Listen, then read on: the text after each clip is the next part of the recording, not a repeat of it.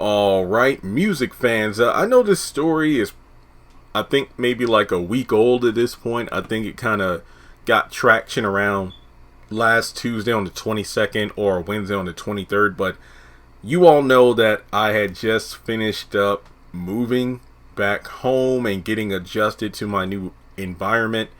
And not to mention, I had to jump into the just the ocean of television shows I review. So when time permits, I will kind of drop my hat into the ring and give my 2 cents on like a, trending story. And this one I was just kind of shocked by because it really goes back to the whole never meet your heroes kind of thing and watch what you say. It's not what you say and how you say it. But T-Pain, I didn't even know this was a thing, a Netflix series called This Is Pop. I need to watch that. But basically, he was saying that back in the day, Usher told him that you kind of effed up music, and that sent him into about a 4-year depression. Apparently, this took place on a flight back in 2013, and I'll read part. I mean, there are dozens, if not hundreds, of articles and videos about it. But in the video, the Buy You a Drink rapper recalled that the two musicians established a friendship before the comment was made while on a flight in 2013. Usher was my friend. I really respect Usher. And he said, I'm going to tell you something, man. You kind of effed up music. He revealed that he thought Usher was joking at first. I chuckled a little bit, like a nervous chuckle. And he explained, I didn't understand, but he quickly realized Usher's comment was serious sharing, and then he was like, yeah, man, you really effed up music for real singers.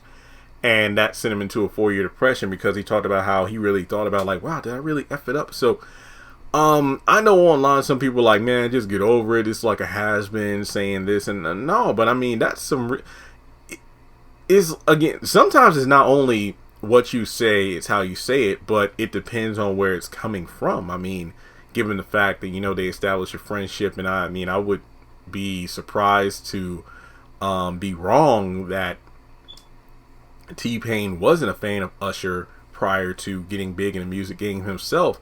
But I mean, how would you feel if, like, somebody who you either looked up to or you were close with pretty much said, hey man, you effed it up for everybody? It's like, you effed it up for real singers. And the question is, was there some truth behind what Usher was saying, or was it a situation where it's like, nah, Usher was just hating? But I will say this much, I mean, I wouldn't put it all on T-Pain. It's like, for example, like people said disco sucks, and death to disco's never coming back. I remember watching like an unsung, I think it was like a 2-part documentary about the legacy or the history of disco. And it's like, at first it was hot, but then everybody and their mother tried jumping on the bandwagon. A lot of white groups and everything too, like making parodies. And because of that, what used to be funk, disco, going out to the club music became ridiculed and a joke of its former self. And as a result of that, that led to the disco sucks movement. And I feel like with Autotune, in a way, I can understand where Usher's coming from, but I don't agree with putting it all on T-Pain, because T-Pain, Autotune wasn't something he did in terms of being the originator. Like, I remember Zapp and Roger. Roger, again, watching Unsung, but then also remembering the music from back in the day, like I Want to Be Your Man, and some of the Zapp and Roger records had like that Autotune-esque equipment, but T-Pain just did Autotune in such a different way that it changed the game. And I mean, Good Life, his song with Kanye West is honestly one of my favorite Kanye songs of all time. Not to mention one of my top, like, if I had to list out maybe top 50 songs, it would be in my top 50. Freeze with Chris Brown, Kiss Kiss Chris Brown. I mean, there was a time where T-Pain was just everywhere, and I didn't get sick of his Autotune because of the fact that it was so unique. But I understand, like, when somebody strikes gold like that, everybody and their mother, throws their hat into the ring with Autotune, and that pretty much makes it so even people who can't really sing use Autotune to substitute, if you will, the talent or necessity for a good voice of somebody like, let's say, an Usher or Neo or somebody of that vocal talent. So yeah, I mean, honestly, I didn't go back and look at the Billboard charts from like maybe 2012 to 2015, but I know that during that time, Autotune was everywhere. But the real singers, it's almost the same equivalent of, let's say, old school comedians hating on the internet comedians, because it's like, oh well, this person did YouTube, TikTok, or Vine, and now they're selling out clubs and everything. Well, back in the day, I had to go up there to small clubs, work my way up in order to get a spot. So it's kind of the same thing, where it's like the old heads are hating on the new generation, but the problem is, there's more than one way to make it to the top. And it's like, you look at Usher, like, oh my God. And then like a bunch of other, what was that last album he put out, like A+ or something like that? That had a lot of different, that was like a trap feel to it.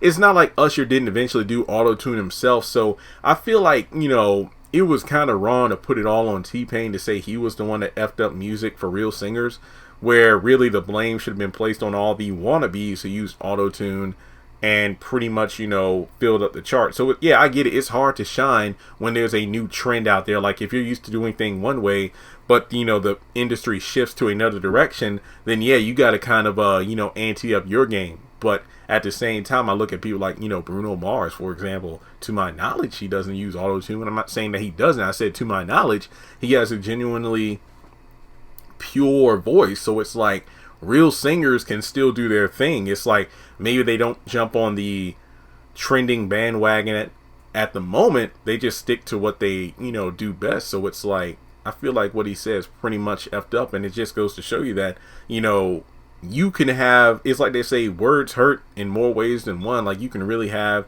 an impact on somebody by what you say. So I feel like, yeah, imagine, T-Pain, like, yeah, career's going well, this is great, and you just minding your business, and then somebody that you're friendly with tells you something like that, and that just f's up your whole perspective. Plus T-Pain can sing, if you ever listen to his Tiny Desk concert. But let me know your thoughts on it. I mean, I believe some different statements have been released from T-Pain since this blew up, like how he I believe like defended Usher or something along those lines. Let me see if I can find an article real quick. And just in case I didn't say this earlier in the video, please take a moment to hit like, hit subscribe, hit the bell notification icon, and select all. That way you don't miss out when I post content on the channel. And follow me on social media. Links are in the description below.